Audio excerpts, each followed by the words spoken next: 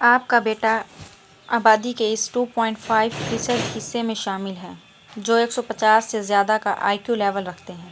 اس آئی Q level کے ساتھ وہ جو کچھ کر رہا ہے وہ غیر معمولی صحیح مگر غیر متوقع نہیں ہے۔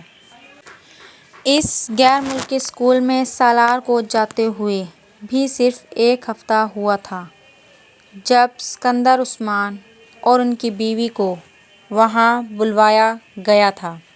اسکول کے سائیکالوجسٹ نے انہیں سالار اسکندر کے مختلف آئی کیو ٹیسٹ کے بارے میں بتایا تھا جس میں اس کی پرفارمنس نے اس کے ٹیچرز اور سائیکالوجسٹ کو حیران کر دیا تھا۔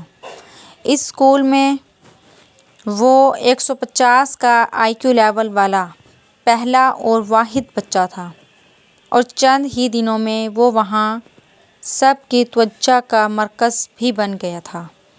اسکندر عثمان اور ان کی بیوی سے ملاقات کے دوران سائیکالوجسٹ کو اس کے بچپن کے بارے میں کچھ اور کھوج لگانے کا موقع ملا۔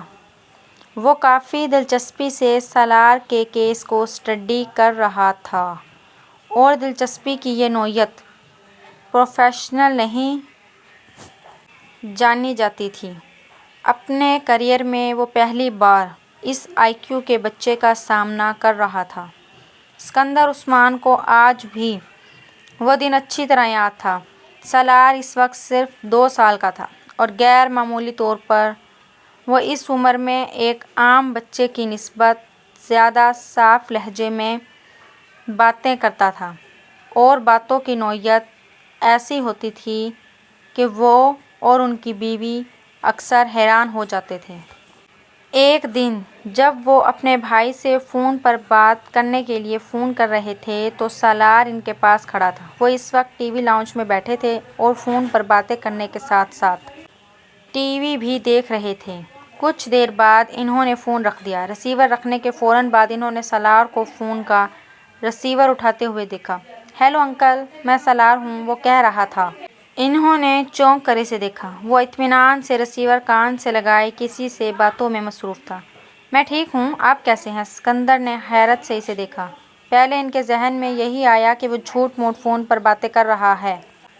پاپا میرے پاس بیٹھے ٹی وی دیکھ رہے ہیں۔ نہیں، انہوں نے فون نہیں کیا، میں نے خود کیا ہے۔ وہ اس کے اگلے جملے پر چونکے۔ سالار، کس سے باتیں کر رہے ہو؟ اسکندر نے پوچھا۔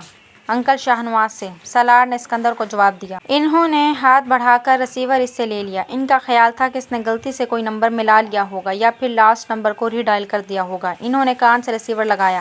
دوسری طرف ان کے بھائی ہی تھے یہ سالار نے نمبر ڈائل کیا۔ انہوں نے معذرت کرتے ہوئے اپنے بھائی سے کہا، سالار نے کیسے ڈائل کیا؟ وہ تو بہت چھوٹا ہے۔ ان کے بھائی نے دوسری طرف کچھ حیرانی سے پوچھا۔ میرا خیال ہے اس نے آپ کا نمبر ری ڈائل کر دیا ہے۔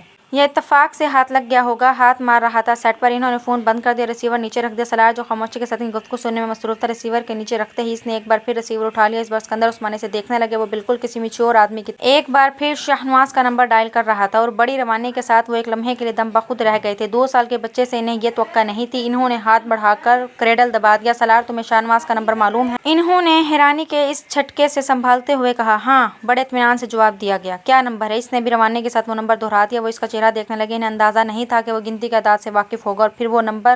تمہیں یہ نمبر کس نے سکھایا؟ میں نے خود سیکھا ہے۔ کیسے؟ ابھی آپ نے ملایا تھا۔ سالار نے ان کو دیکھتے ہوئے کہا۔ تمہیں گنتی آتی ہے کیا؟